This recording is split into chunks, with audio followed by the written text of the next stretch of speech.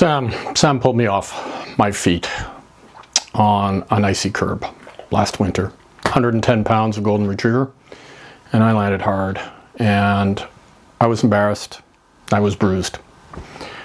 That's when I started looking at head collars, and two names kept coming up. This is the gentle leader, and I've got a HALTI here as well. The improvement was almost immediate. Not after 2 weeks of practice, not after a month of conditioning. Sam's pulling force dropped by like 80% on the first walk with each of these. And that's not a small number. And I don't think it gets said clearly enough. If you have a large, powerful dog, or if you're a smaller or less physically strong owner, that kind of relief on day one isn't just convenient. That's the difference between being able to walk your dog at all and not genuinely dreading it. So let's start with the HALTI. This is the one I tried first. They both redirect. They turn the head.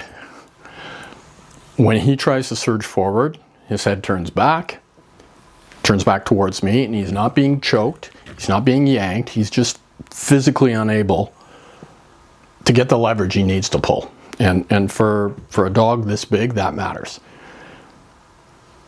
The things I've noticed about the HALTI that I really haven't seen talked about. So the padding. The nose band is padded. The HALTI has noticeably more padding across where it's going to go on the top of their nose, more than the gentle leader. And for a dog that pulls hard and suddenly, like he can, that extra cushion leaves less of an impression on their fur. And it's a small thing until it isn't. Some dogs have sensitive noses. This stays put. It's more structured, so the first time setup isn't as finicky, and that can be a benefit for first time users. It's also more heavy duty than the gentle leader. Not that both of them don't feel solid, but the HALTI has a more substantial feel in your hand. There is a safety clip on both of them. It attaches to their regular collar as a backup. If your dog somehow slips out of a head collar near traffic, near another dog, then they're still on leash.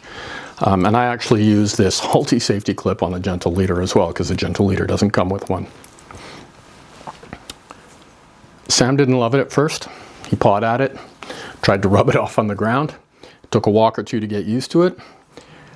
And if he lunges suddenly, he lunges at rabbits, and I'm not ready, his head can still snap sideways. That's not a gentle experience, so you have to stay present. This is not a set it and forget it tool, okay? Before I get to the gentle leader, I want to address conditioning. Both of these collars come with instructions that walk you through gradual introduction, using treats, positive associations, building up slowly over several days before you even take them out on a real walk. That's the official guidance. I didn't do that. I know. But here's what I actually did. I put it on and I walked. I'm impatient. But I was deliberate about both times. I was deliberate about not letting him use his paw to claw it off. And I just lift his head so to stop it. Not as a correction, just to prevent him from scratching his own face or trying to rub it off on the ground by rolling. So those are risks. If a dog is fighting having it at first, you just have to be careful. That said, he was used to it within a single walk, both of these. I'm not saying the conditioning instructions are wrong. I would totally recommend following them. They're generally good practice. It's the manufacturer's recommendation, especially for an anxious dog or one that's particularly sensitive to new things. But I'm telling you what I actually did. It's kind of why you're here, I guess. And I just conditioned it right away. And a safety note. This is not a note, it's not optional. Head collars aren't to be used on a long leash, never. Not a 20-foot line, not a retractable, never. Use your regular leash, a 6-foot leash. On a long leash, your dog can build up to full speed before they hit the end of the leash. And when they do, and they will, their head snaps sideways on a head collar, and that could be a neck injury, a serious one. So short leash only. This isn't a guideline. This is non-negotiable. So the debates on these. Before I get to the gentle leader, I want to address something, because if you've done any research on head collars, you've probably run into it. There are trainers, some well-credentialed and very competent and very vocal, who characterize head collars as purely aversive tools. No nuance, just these are harmful, full stop.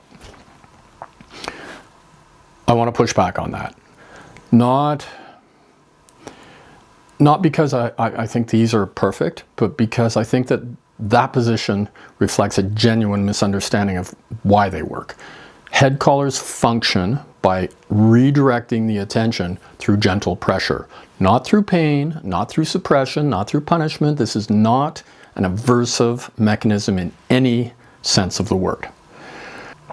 What matters is how it's used and by whom, and whether the dog is kind of being heard in the process, right? Do no harm first. Now the gentle leader. And this is where it kind of gets interesting. On paper, this works the same way. In practice, for Sam specifically, a few things stood out. He responded at slightly lower pressure, slightly smaller redirections, slightly less pull required.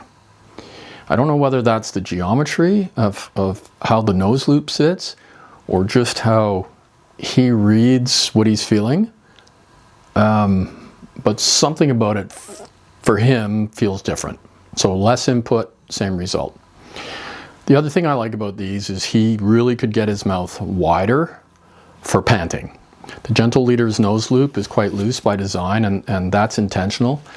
And on a warm day when he needs to pant properly, that's extra room, right? And that matters. If you're walking in summer heat with a large dog, that's something worth factoring in.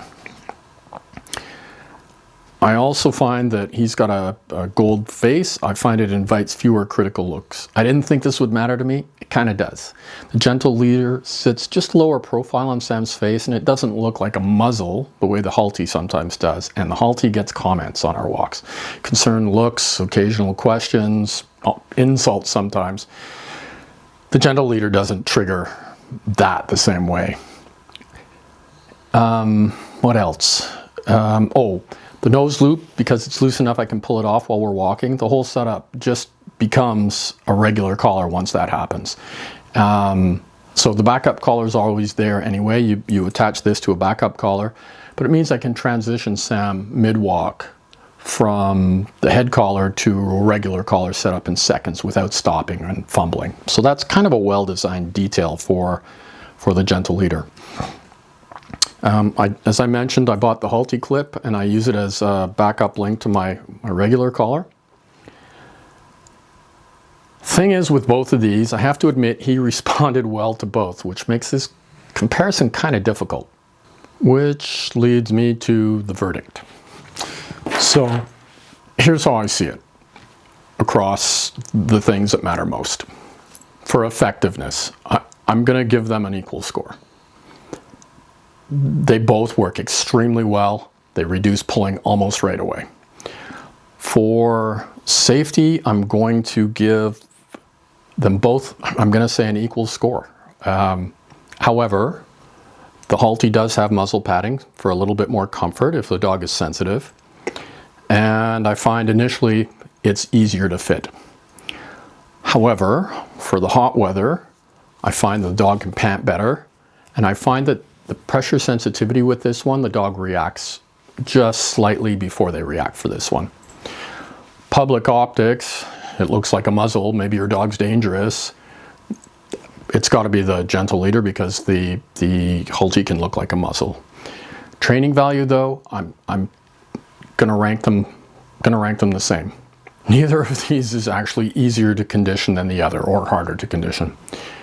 What they share is actually more important than what separates them. Both give you a way to gently turn your dog's head away from whatever stimulus has captured their attention. And that's kind of the mechanism that makes everything else possible. If you have a large dog, if you're walking your roads, probably the HALTI is your first choice.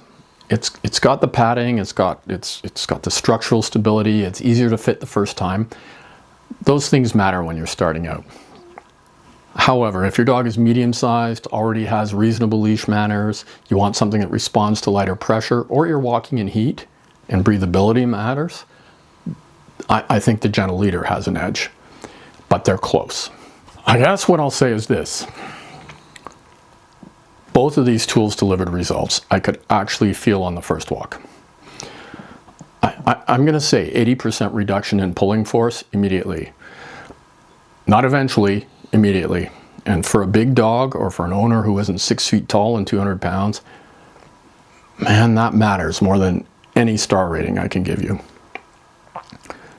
They're not a magic fix on their own, but as a management tool, something that gives you real control while you do the actual training work, both of these are super legit. Anyone who tells you otherwise probably hasn't walked a 110-pound golden retriever on icy sidewalks at 6 a.m. If you've been on the fence about head collars, I hope this helped. And ask questions in the comments. I read all the comments and I will answer to the best of my ability. Thank you.